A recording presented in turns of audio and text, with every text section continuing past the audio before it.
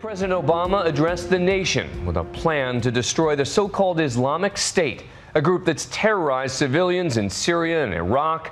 But the shocking videos of two American journalists being beheaded raise new questions about the threat they pose to the American homeland. And now the president is preparing to take action. I'm joined now by ABC's chief White House correspondent Jon Karl with all the details. Good evening, Dan. 2 weeks after the president said that he didn't have a strategy for taking on ISIS in Syria, he sought to reassure the American public that he does have a plan, a comprehensive plan for taking on what many in his administration call the greatest terrorist threat since 9/11. My fellow Americans, it was a remarkable moment for a reluctant warrior. Tonight, with a new Iraqi government in place and following consultations with allies abroad and Congress at home, I can announce that America will lead a broad coalition to roll back this terrorist threat. On the eve of 9/11, President Obama announcing a new offensive on Islamic extremists in Iraq and in Syria. Our objective is clear. We will degrade and ultimately destroy ISIL through a comprehensive and sustained counterterrorism strategy. Key elements of the president's plan include sending 475 more U.S. troops to Iraq to train and advise the Iraqi security forces, bringing the total number of U.S. military personnel in Iraq to more than 1,600, expanding U.S. airstrikes in Iraq, training moderate rebels fighting ISIS in Syria, and in the biggest escalation, White House officials say the president has decided to launch airstrikes on ISIS safe havens in Syria, although they won't say when. I've made it clear that we will hunt down terrorists who threaten our country wherever they are. If you threaten America, you will find no safe haven. U.S. officials say ISIS is the biggest terror threat since 9/11. What the Homeland Security Secretary today called a group of, quote, depraved criminals, rapists, kidnappers, and killers. In Iraq, ISIS controls 1/3 of the country, stretching deep into northern Syria, where they've spread fear with a sophisticated social media campaign. ISIL is a terrorist organization, pure and simple, and it has no vision other than the slaughter of all who stand in its way. In a region that has known so much bloodshed, these terrorists are unique in their brutality. They execute captured prisoners. The videotaped executions of two American journalists in Syria stirred public opinion, ramping up pressure on President Obama to take stronger action against their killers. In acts of barbarism, they took the lives of two American journalists, Jim Foley and Steven Sotloff. If left unchecked, these terrorists could pose a growing threat beyond that region, including to the United States. In the latest ABC News Washington Post poll, 65% of Americans support airstrikes against ISIS in Syria, with 91% seeing ISIS as a serious threat to U.S. vital interests. The president tonight sought to project a resolute and reassuring image after weeks of muddled and contradictory statements. I don't want to put the cart before the horse. We don't have a strategy yet. Exactly 1 year after ruling out an extended air campaign in Syria, I will not pursue a prolonged air campaign like Libya or Kosovo. The president may be on the verge of starting one. This counterterrorism campaign will be waged through a steady, relentless effort to take out ISIL wherever they exist using our air power and our support for partners' forces on the ground.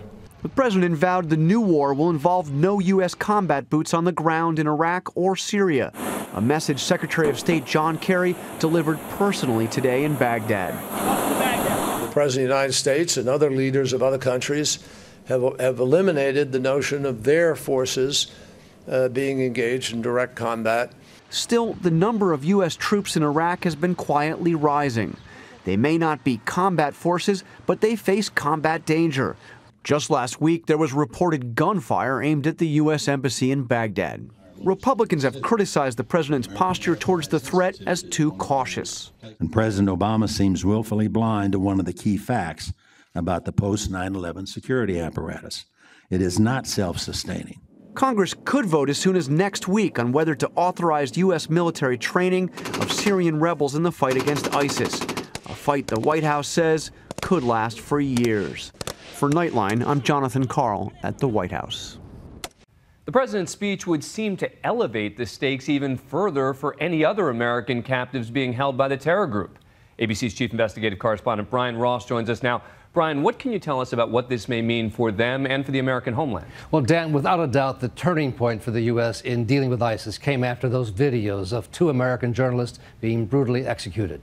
There are at least 2 other Americans and 3 Westerners still being held, and their fate tonight is in serious doubt. The search for the 2 remaining American hostages did take on greater urgency tonight with the president's speech. But given what has already happened to James Foley and Steven Sotloff, people in the intelligence community say the reality is grim. I think the United States has to realize that the probability is anyone held by ISIS is going to be killed in response to stepped-up American attacks. Now the effort to track the identities and movements of the masked man seen on camera and others off camera will get added resources. The full weight of the United States military and the full weight of the United States intelligence community is now going to be targeted at ISIS. Every video, every online message from ISIS and its recruits is now being closely examined. So here, if we go in, this is the room where the Muhajirin sleep. Among the videos being reviewed is this online post from earlier this year by a group of British ISIS members showing off the place where they lived in Syria. Everyone has their own designated space. Obviously, sometimes brothers get messy. Sometimes, things get turned upside down. The video shows cell phones plugged in and the area where the British accented narrator says they produced the group's propaganda. Now, this is where most of the media work happens, on this little desk here. Today, the British ISIS members posted this ominous message of a new video coming tomorrow, September 11th. Do not stop me from martyrdom, for it will be the celebration of my new life. With the fateful anniversary date now, American law enforcement officials today warned of the threat from ISIS recruits coming back to the U.S.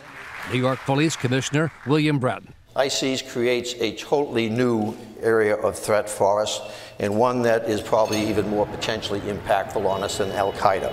And Commissioner Bratton pointed to the power of the ISIS propaganda videos being produced to recruit new members. Their ability to inspire not only those who will go there to fight and then potentially come back, but also to inspire the so-called lone wolves, the disaffected, sitting in their basements, poring over their computer terminals.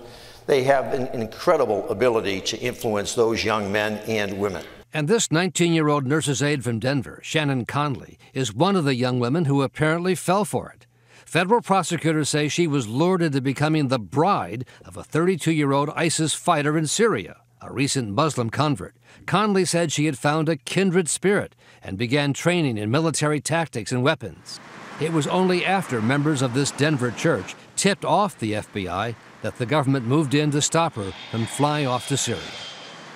Today in federal court in Denver, Conley pleaded guilty to conspiracy, with her lawyer, Robert Pepin, saying she had been led terribly astray, using her Muslim name, Halima.